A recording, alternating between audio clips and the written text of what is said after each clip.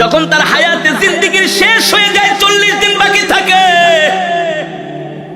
তার হায়াতের জিন্দেগির ওই গাছের পাতাটা হলুদ বর্ণ হয়ে যায় 40 দিন আগে।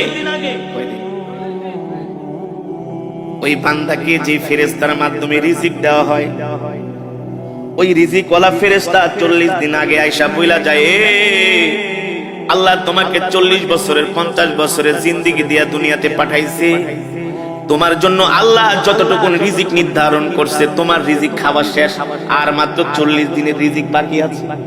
কয়দিন? আবার যখন এইভাবে করে একদিন, 2 দিন, 3 দিন যেতে থাকে, প্রত্যেকদিন ফেরেশতা আয়েশা তার মাথার সামনে বৈশা বলে, শোনো শোনো, তোমার বাকি আছে আর 38 দিন, 37 দিন, 36 দিন। দেখেন আমার সাথে আপনাদের কথাগুলো মিলে কিনা। যখন একটা মানুষ ইন্তেকাল করবে, তার 40 দিন আগে দেখবেন তার কথাবার্তা সবকিছু একটা পরিবর্তন চলে আসে, খাওয়া দাওয়ায় পরিবর্তন চলে আসে, খেতে পারে না। যে মানুষ আধা কেজি চাউলের ভাত খায়, 1 কেজি চাউলের ভাত খায়, আধা কেজি গরুর গোশত, 1 কেজি গরুর গোশত খেয়ে ফেলে, ওই মানুষ দেখবেন 1 মুঠো ভাতও খেতে পারে না। তার সামনে খাবার দিলে আর খাবার ভালো লাগে না। যেই মানুষ 1-2 গ্লাস দুধ খেয়ে ফেলতো, সেই মানুষকে চামিচ দিয়ে দুধ খাওয়ানো হয়।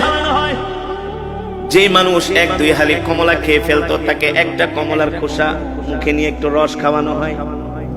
কারণ কি রে ভাই, কারণ কি? আল্লাহর নবী বলেন, আল্লাহ তাআলা তার জন্য যতটুকু রিজিক নির্ধারণ করেছিলেন, তার রিজিক শেষ, বাজেটে আর তার রিজিক নাই। আর মালাকুল মউত আয়েশা বলে, শোন, তোর বাকি আছে আর মাত্র 3 দিন। 40 দিনের থেকে কয়দিন? দেখবেন একটা মানুষ মৃত্যুর 3 দিন আগে তার কথাবার্তা আরো চেঞ্জ হয়ে যায়। আত্মীয় স্বজনকে দেখলেই তাকায় থাকে, এক পলকে তাকায় থাকে, দোকানের দিকে যে তাকায় থাকে, বাড়ির দিকে যায় তাকায় থাকে, সম্পদের দিকে যায় তাকায় থাকে। কারণ আস্তে আস্তে পৃথিবী তাকে ছেড়ে দিতেছে।